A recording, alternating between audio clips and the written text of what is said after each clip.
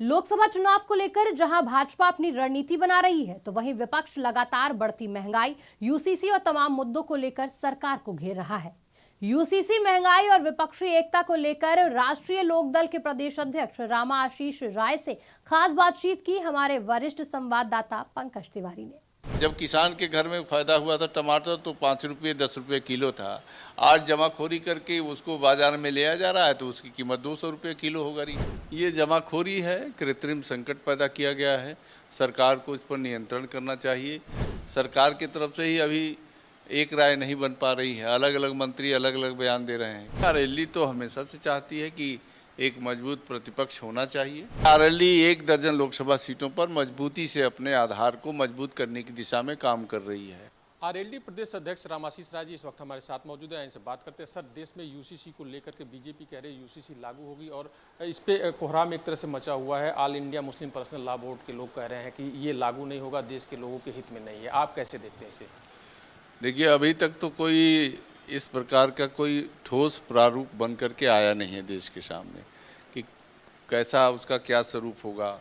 उसमें मिजोरम रहेगा कि नहीं, उसमें आदिवासी रहेंगे कि नहीं, उसमें दक्षिण भारत के लोग, उसमें सिख समुदाय रहेगा कि नहीं, क्या होगा, अलग अलग लोगों के साथ किस प्रकार के कानूनी प्राविधान होंगे। तो केवल ये मुझे लगता है कि केवल एक शगुफा छोड़ा गया है चुनावी। कोई ठोस प्रारूप प्रस्ताव या कोई बिल बना करके तो सामने प्रस्तुत नहीं किया गया है। तो इस पर कोई अनावश्यक मुझे लगता है कि इस पर इसका विरोध या समर्थन करने की कोई आवश्यकता नहीं है। जब तक पार्लियामेंट में कोई स्वरूप न आए कि अलग अलग लोगों के लिए क्या कानून होंगे, मिजोरम के लिए क्या होंगे, वहाँ संविधान में अलग एक धारा ही जोड़ दिया गया मिजोरम के लिए 171। तो इसमें बहुत कठिनाई है। सरकार की तरफ से ही अभी एक राय नहीं बन पा रही है। अलग अलग मंत्री अलग अलग बयान दे रहे हैं कि उसमें सिख समुदाय नहीं होगा, तो उसमें पूर्वोत्तर के राज्य नहीं सम्मिलित किए जाएंगे, तो फिर वो कौन सा यूसीसी बनेगी? सर, सुभाषपा अध्यक्ष ओपी राजभर का कहना है कि विपक्ष को अगर जो मजबूत करना है तो आरएलडी को और समाजवादी पार्टी को अपने साथ बीएसपी को भी लेके चलना चाहिए और पहले प्रदेश में गठबंधन को मजबूत करना चाहिए। विपक्षी एका जो है पहले प्रदेश में होनी चाहिए। ऐसे में आरएलडी क्या सोच रहा है? नहीं, आरएलडी तो हमेशा से चाहती है कि एक मजबूत प्रतिपक्ष होना चाहिए और मजबूत प्रतिपक्ष होने के लिए आरएलडी तो पहले से ही इसके पक्षधर रही है। हमारे राष्ट्रीय अध्यक्ष जी बिहार की बैठक में भी जाने का कार्यक्रम बन गया था, लेकिन बाद में वो पहले वाला कार्यक्रम जब बदला तो वो पारिवारिक कारणों से बाहर चले गए थे। अब वो बंगलौर की बैठक में सम्मिलित होने जा रहे हैं। इसलिए आरएलडी तो चाहती है कि सब लोग मिल करके एक मजबूत मोर्चा बनाएं। अगर बीजेपी की तरफ से अगर जो ऑफर मिलता है गठबंधन में शामिल होने के लिए, एनडीए में शामिल होने के लिए, तो क्या आरएलडी एनडीए में शामिल हो सकती है क्या अभी? नहीं, ऐसा कोई ऑफर नहीं है और आरएलडी विपक्ष को मजबूत करने की दिशा में काम कर रही है।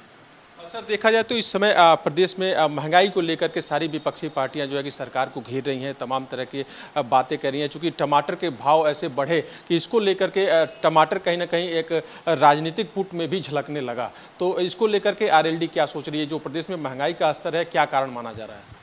ये जमाखोरी है, कृत्रिम संकट पैदा किया गया है। सरकार को इस पर नियंत्रण करना चाहिए।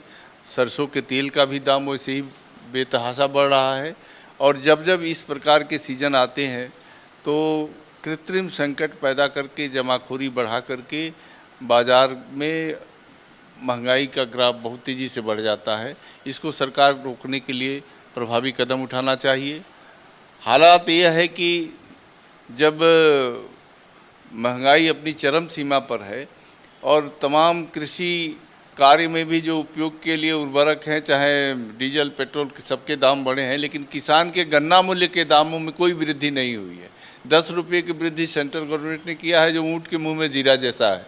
इसलिए सरकार किसानों के चीज़ों पर जो है, किसान की लागत को ध्यान में रखते हुए किसान की चीज़ों का मूल्य नहीं बढ़ा रही है, लेकिन बाज़ार में जो बाहर से चीज़ें आ रही हैं, जो जमाखोरी करके, जब किसान के घर में फ़ायदा हुआ था टमाटर तो 5 रुपये 10 रुपये किलो था।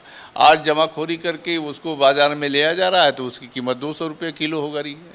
इस पर नियंत्रण होना चाहिए। एक आखिरी सवाल सर, 2024 लोकसभा चुनाव के लेकर सभी पार्टियां अपनी अपनी तैयारियों में जुट गई हैं, रणनीतियां बनाई जा रही हैं। आरएलडी की क्या रणनीति है और कितनी सीटों पे आरएलडी चुनाव लड़ेगी?